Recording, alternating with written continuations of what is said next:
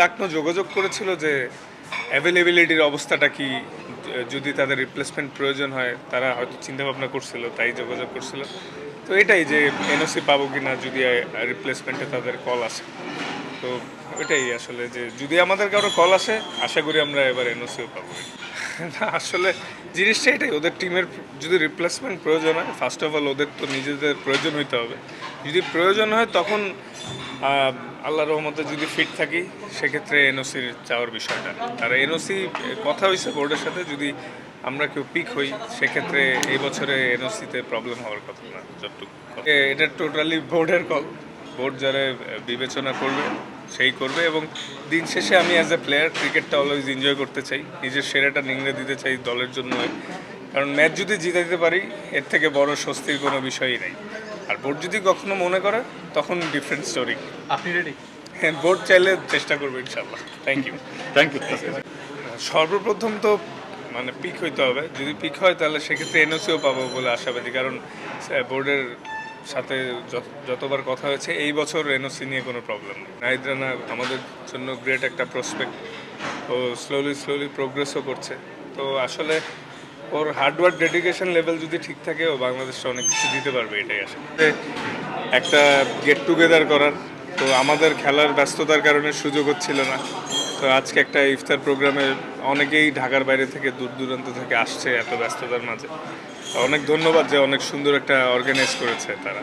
আসলে অনেক বড় ভালোবাসার জায়গা থেকেই সবাই করতেছে, কারণ আল্লাহর রহমত, ফ্যামিলির দোয়া, ওনাদের ভালোবাসা, সাপোর্ট সব মিলেই তো আসলে আস্তে আস্তে বেড়ে উঠতেছি। তো নিজের জায়গা থেকে তো সবসময় ইমপ্রুভমেন্টের চেষ্টা করছি। তো তাদের ভালোবাসা, দোয়া, রহমত এগুলো থেকেই আসলে আরও নিজেরও মন চায় যাতে আমি দেশের জন্য আরও ভালো কিছু করতে পারি, এটাই। না আসলে সত্যি কথা বলতে প্রত্যেকটা ম্যাচই অনেক ইম্পর্ট্যান্ট। এখন প্রিমিয়ার লিগ চলতেছে, শেষ করে জিম্বাবুয়ে টেস্ট সিরিজ। তো এই বছর আসলে অনেক খেলা আছে, প্রত্যাশা থাকবে আমরা দলগতভাবে সবাই ভালো করতে পারি। যেহেতু লাস্ট কিছু ম্যাচ বা সিরিজ প্রত্যাশা অনুযায়ী আপ টু আমার খেলতে পারেনি আমরা অ্যাজ এ টিম। তো আশা করছি সেই দুর্বলতাগুলো কাটিয়ে সামনের দিনগুলো ভালো হবে।